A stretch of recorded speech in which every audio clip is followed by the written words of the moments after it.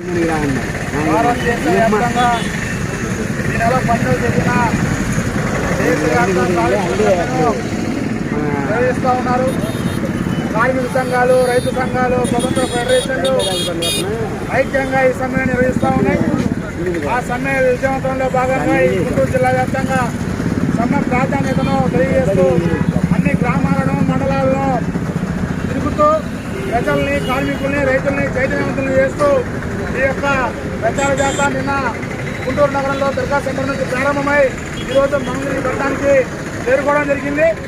ఈ సమ్మె యొక్క ప్రధాన ఉద్దేశం కేంద్ర ప్రభుత్వం తీసుకువచ్చినటువంటి 4 లేబర్ కోడ్లను రద్దు చేయాలని చెప్పేసి, అదేవిధంగా రైతుల్ని కట్టి బానిసలుగా మార్చేటువంటి 3 నల్ల చట్టాలను రద్దు చేయాలని చెప్పేసి, అదేవిధంగా 2005లో యూపీఏ 1 ప్రభుత్వంలో ఏర్పాటు చేసినటువంటి జాతీయ ఉపాధి హామీ పథకం ఏదైతే ఉందో గ్రామీణ ప్రాంతాల్లో ఉన్నటువంటి రైతులు, వ్యవసాయ కార్మికులు ఆకలి చావుల నుంచి కాపాడాలని, అదేవిధంగా వర్షాల నుంచి కాపాడాలనే ఉద్దేశంతో ఏర్పడినటువంటి ఆ యొక్క జాతీయ ఉపాధి హామీ పథకాన్ని రద్దు చేస్తూ ఇప్పుడు జీ రామ్జీ పేరుతో నూతనంగా తీసుకొచ్చినటువంటి ఆ చట్టం ఏదైతే ఉందో అది దాన్ని కూడా రద్దు చేయాలని చెప్పేసి ఈ యొక్క సమ్మె జరుగుతూ ఉంది.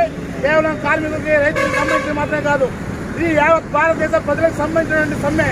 దేశ రక్షణ కోసం జరుగుతున్నటువంటి సమ్మెలో ప్రజలందరూ కూడా భాగస్వామ్యం కావాలని చెప్పేసి ఏఐటీసీగా పిలుపునిస్తా ఉన్నాం.